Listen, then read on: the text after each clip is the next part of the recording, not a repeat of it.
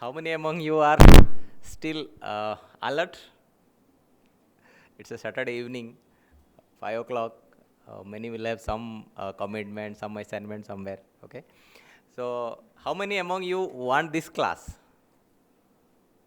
Honestly, honestly, how many among you? Actually, mine is a 1.5 hour class. Okay. Now again the same question. How many among you want the class? Good. Still at least 10% want my class. Good. Fine. So how many want my class to be finished within 20 minutes? Good. Then we'll go with the majority. Fine. So it's like a. Have you been to a training, like a car training or a vehicle training school? Have you attended classes? Like the first class, they will explain where is the engine, where is the silencer, where is the fuel, and all those things. Okay. Then they'll explain how to sit in the car, how to check the all these meters and other things. Okay. And the final thing, they will allow you to sit on the steering. Okay, in the driving class. My class is that. Okay. Those who want to really do the intubation, listen to it attentively. Okay. Mine is intubating. Of course, all those things are important. Checking fuel is important. Checking your gear is important. Okay. Knowing your car is important. So, all preparation, assessment, drugs, everything matters. But finally, also it matters to roll the car. Okay. Fine. So, I hope you could understood the importance. So, within next couple of minutes, I'll take you all through a few sessions. It will be interactive. Okay. So, I'll randomly ask some questions. Okay. So, it's like a driving car. Okay. Not sitting beside the driver and looking. Okay. You need to sit on that seat. Then only you will learn. Okay. So, this session will be interactive. Okay. So, why do you need preparation for intubation?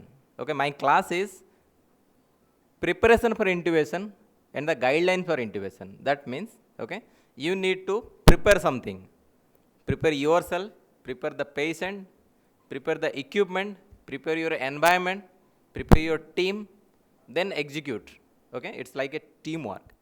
And when you are doing a teamwork, the success will not depend on the skillful person. It will depend on the skill of the least skillful person. Suppose you five guys are there, five people are there executing some activity, okay? The success will not depend upon the most successful guy or the most skillful guy. Suppose somebody forgot to keep the stethoscope in the site and then you've landed in intubating in the esophagus, you are gone. You might have 30 years of experience in anesthesia. Doesn't matter. Now what mattered here? Because somebody who was responsible to keep the stethoscope besides, she forgot to keep it, you forgot to check that, that's the reason you intubated in esophagus and finally you intubated in the esophagus. Doesn't matter how skillful you are. So it is a teamwork, okay? So we'll start with the team. Next we'll go to the equipment. Next we'll go to little bit of patient and next we'll go to the successful intubation. Okay, so as Sridhar sir told, ease or the difficult of intubation matters how alert you are, how attentive you are, okay, and how skillfully. Oh, can we switch on the lights? Lights. I want to see all. Please. So that at least we will not land up in telling, oh, sorry, we could have kept it so that the patient could have been salvaged. No. Prepare yourself so that you will never tell a sorry in the end. Okay, your simple word of sorry will amount to somebody's life. Okay, fine. Next, I'll take you into the challenges of intubation in ICU. Of course, all these previous sessions they told, okay, how ICU is different from OT, how our patients are different from OT patients, how our people, our environment, everything is different from the OT. In OT, all are experts in airway maintenance. In ICU, only few will be experts. You will have 1,000 other works to do. The sister will be having some other work. The patient will be having some other problem. Okay. So here, assessment not only includes the airway assessment. Also, you need to assess the patient. Okay, your patient might have some problems. I might be in shock, might be in arrhythmia, might be in breathing difficulty. He will not come like a very relaxed patient like in OT to come for intubation. No, they are completely different. So the challenges are high. Now your environment will not be that nicely kept everything, the airways, drugs, boogie and other things. No. You will be surrounded by some machine which will giving some irritable alarms, some monitors, some ventilators, some BiPAP, some XYZ, and minimum 15 instruments will be there besides you. In OT, nothing. Okay, it's a clean, okay, clear. You and your patient's airway. That's not possible in ICU. Okay. So that is the reason you are intensivist. That is the reason we are ahead of anybody. Okay, I'm not telling anesthetists are not. Okay, they are more skillful, but we are more challenging people. Okay, our patients are completely different from a patient who comes for elective uh, operation. Now, in the last, I'll take you through some checklists, then intubation bundles. Then, of course, my talk is on intubation guidelines. I'll teach you that as well. Okay. Then the last presentation, that's called as a vortex presentation. Of course, I will deal little bit of that approach.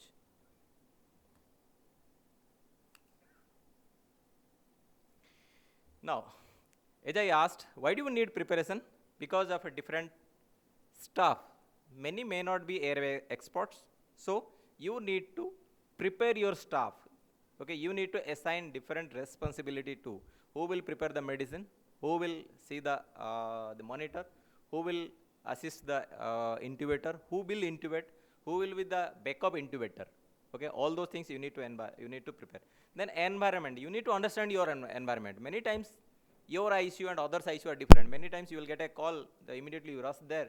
Okay, so don't think that is your convenient place. That might be a different place. Okay, you need to tune yourself to that place. Then of course the patient. Okay, there is so many different varieties of patient. Might be pregnant patient, might be COPD patient, might be a COVID patient, and so on and so forth. Okay. Now, so you need to prepare because of few statistics. 30% of ICU patients, they or 30% of intubation in ICU are difficult intubation. And another 30% is a complicated intubation. There is a difference between the difficult intubation and a complicated intubation. Difficult intubation is where you fail to put a tube inside the trachea.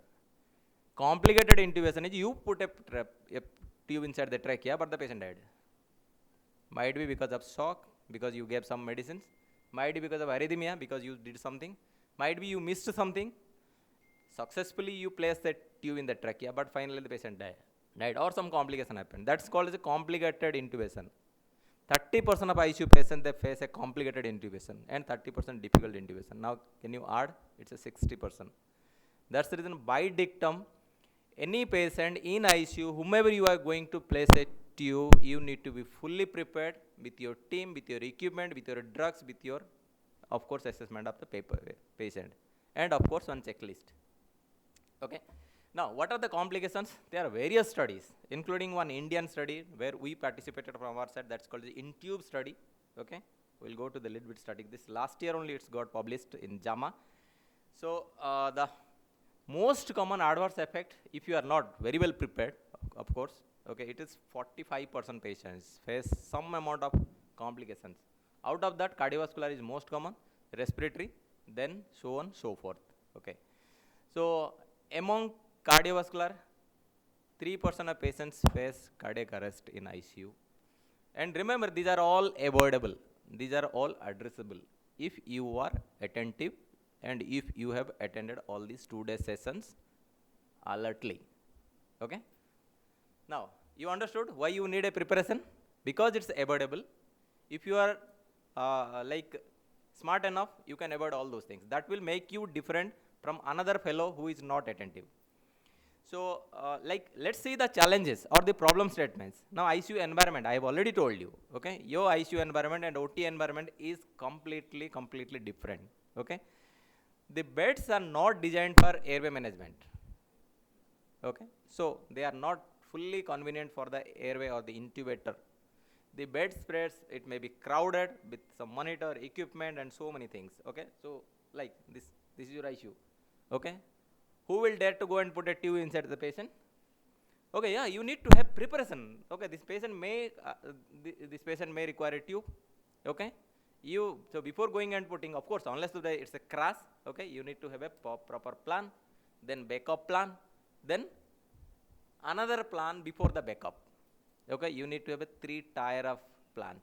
Okay, that's nothing but the guidelines of intubation in ICU. So now coming to the airway equipments.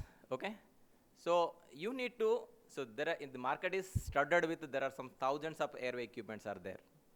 Okay, there are 10 varieties of laryngoscopes, 13 varieties of tubes, there are some 15 varieties of airway equipments are there. Okay, you need to have your strategy. Okay, now all these selected items should be there in your trolley. In OT you don't require a trolley, okay, because your OT itself is a trolley, you are sitting inside.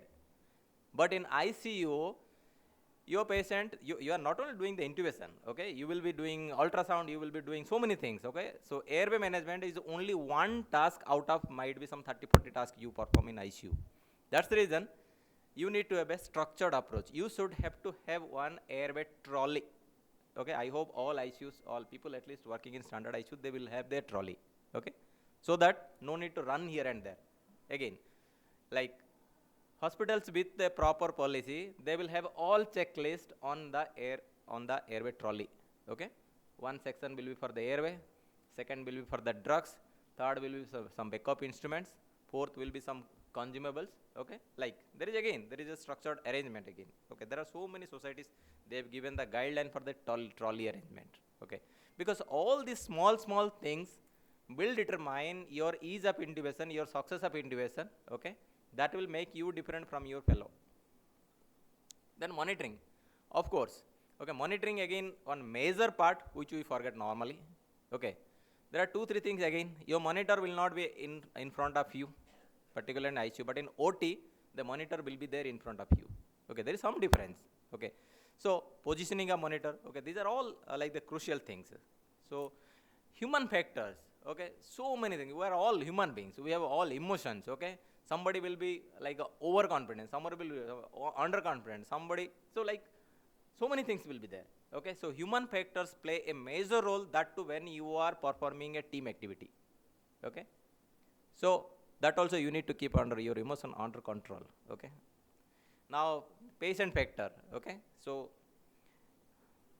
I'm skipping that thing. Okay, I'll discuss in details regarding the patient factor and the optimize. Okay, so now coming to, you have to understand the difficulties, you have to understand the problem of managing airway in ICU. Multifactorial, maybe patient related, maybe your team related, maybe environment related, maybe your equipment related. Somebody forgot to check the battery, you are gone, you are in the middle, you have given scoline, atracurium, so many things what was taught in the last class. Now in the middle your battery is gone. Okay, it's a simple thing. Okay, but it can account, or it can like it can take one life. Okay, so that is the reason the checklist. Okay, your checklist will include all these things. Now coming to, again, all problem will have some solution. Okay, we are standing in 21st century. Okay, so we are all smart people. Okay, now proper assessment. Of course, I will not teach you again assessment. The airway assessment is already dealt, the sonographic assessment, the anatomic assessment, so many things they have taught in details. But air assessment and airway assessment are two different things. You need to assess your patient and airway, not only the airway. Okay, you need to have a plan for the patient and the airway as well. Suppose your patient is in shock, give fluid, give NORAD, something, stabilize, then airway. Suppose your patient is in arrhythmia, stabilize, then go. Okay, so when I say assessment, it includes the patient assessment and the airway assessment as well. Okay, second, you need to have a airway strategy. What kind of airway you are going to use? The oropharyngeal. What kind of supraglottic airway you are going to keep? What kind of tube? What is the size of tube? What kind of scope you are going to use? What should be your position? You need to have one strategy with you. Of course, as a beginner, okay, you need to go through all these policies, all these guidelines. Once you are expert, then maybe you may omit some steps. Okay, now that's, then you need to have a backup plan. What do you mean by backup plan? If I fail, then who? If he also fail, then next who or what? Need to think. That's what the guideline says. The guideline says it's not only when you jump, okay, you might be smart, you might be confident, okay, we honor, okay, we agree with you, but even the smartest people also fail, okay.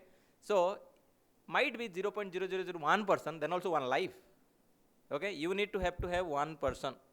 If possible, you must have another person in the backup. You should have to have a plan B, plan C. You must assess the cricothyroid membrane, suppose I fail and my assistant fail or my senior fail, then who will do the PUNA?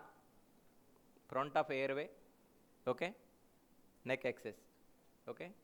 Who will do? Where will do? Where is the instrument? You should not run around, okay. That's what the guideline says.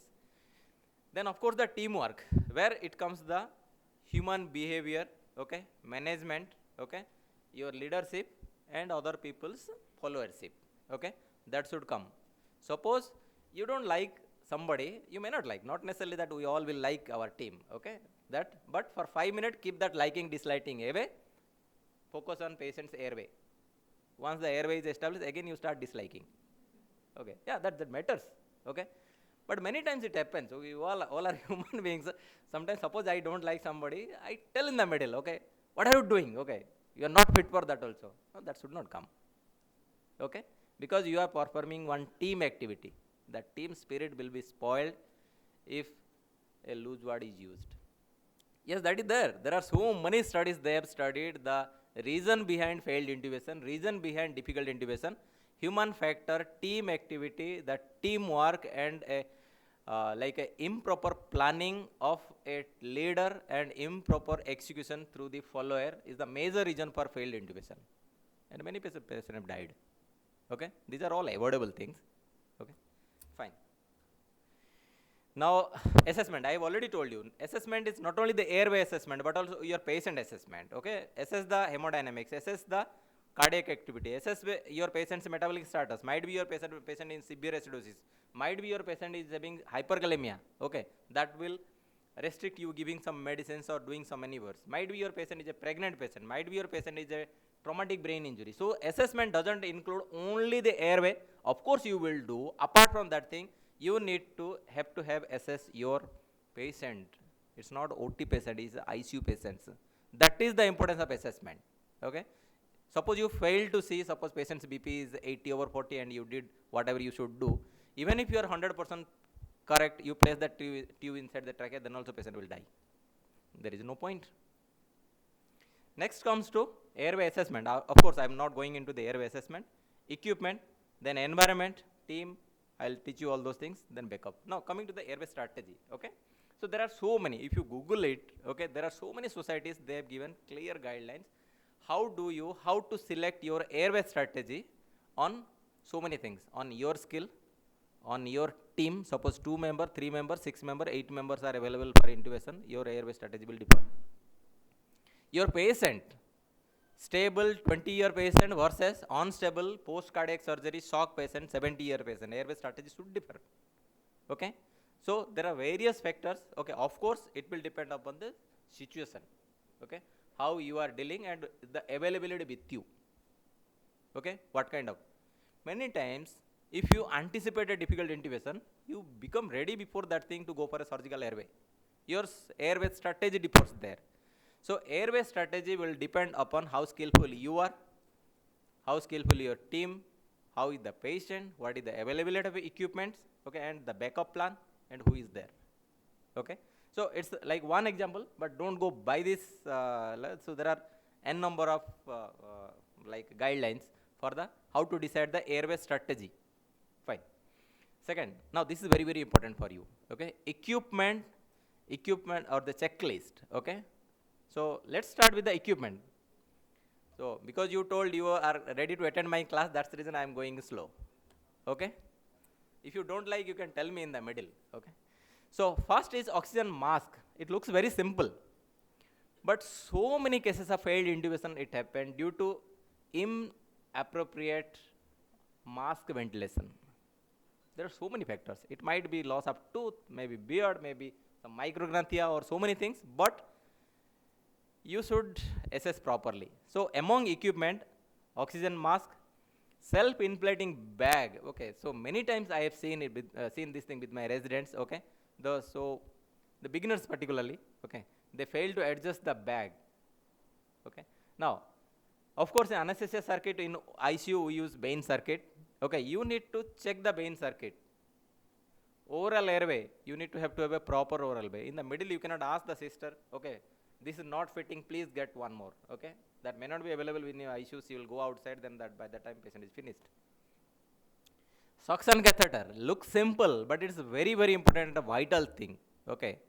It has killed so many patients. Okay, we have seen, particularly patient on BiPAP, the moment you will see, do scopy, you will see a lot of crusted and dry crust inside because of the BiPAP air. You fail to get one suction catheter, that finished. Okay. Then ET tube, okay, size. Then Stillet, okay, the equipment list is this not the complete list. Okay, there are so many things, but at least you need to have one checklist, and as per your strategy, you need to tick, okay, I want these things, it should be available. Okay. Second, prepare the patient. Okay. So I told prepare the patient means prepare the patient hemodynamically, assess the airway. Then how do you assess in the last session? Okay, and Dr. Aditya was showing how to prepare the patient. You need to keep the head up. Okay, so many things. So has the patient got any loose tooth? Very, very important. Many times we forget to see all these things. Okay, we suddenly jump. Okay, we suddenly go and rush. Okay, but these are very, very important. Is the patient, are you able to pre-oxygenate the patient? The most important question. Okay, you need to assess the oral, oropharyngeal plus. ICU patients might have full of secretions, might be having some other problems. Okay, you need to see that thing. So there is a checklist again for the patients. Now coming to the equipment. Okay, whatever equipment you want, starting from the basic things. In basic equipment checklist, it starts with a saturation probe. Okay, so many people will be thinking, okay, why I will check the saturation probe? No, that's more important than putting a tube. Okay, then ECG, ETCO2, and the blood pressure monitoring. And do not forget to adjust the BP repetition time at least 2 minutes, 3 minutes, or 5 minutes. Do not keep it half an hour. Then other equipments. Team preparation. Okay, this is the most difficult thing. Okay, you can keep equipment, you can keep drugs, you can do everything, but you cannot, okay, keep the team or you cannot make the team work unless otherwise you are a good leader. Okay, team. Now I will talk specifically on the team preparation.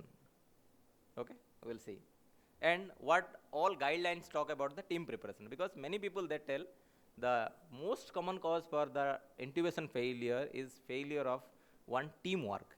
Okay, now let's see what is a team. Okay, and who are the members in a team. Ideally talking, one intubation in ICU requires 6 people. 6 people, ideally. Okay. Fast intubator, there should be one second intubator if fast fail. Somebody specifically to give drugs and monitor. Another separate person to give cricoid pressure. Another runner and another team leader. Okay, this is was ISSS.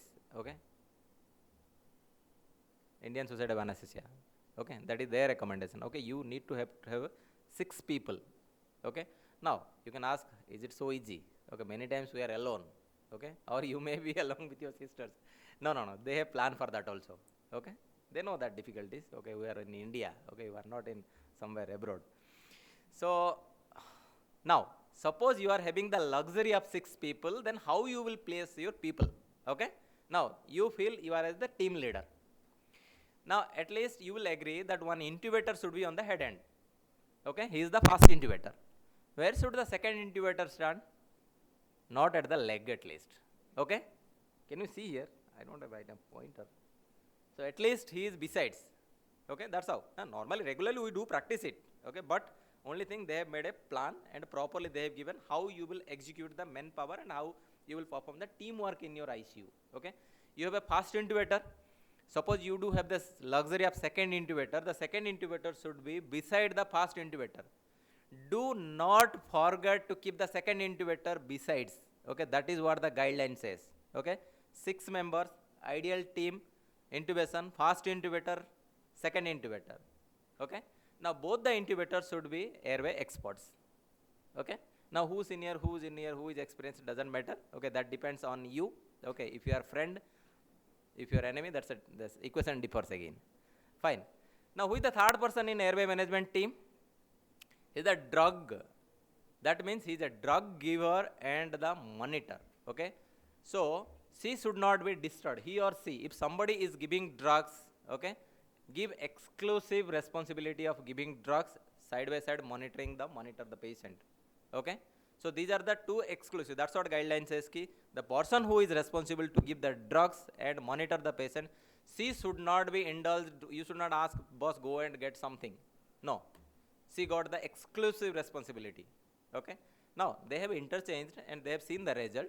Okay, when they found it was wrong, that is the reason they have placed this guideline. Okay, now third, the guideline says you should have to have one exclusive person to give cricoid pressure. Okay, now that person also should not do other activities. Okay, now then another two person, what they will do, another person is u1.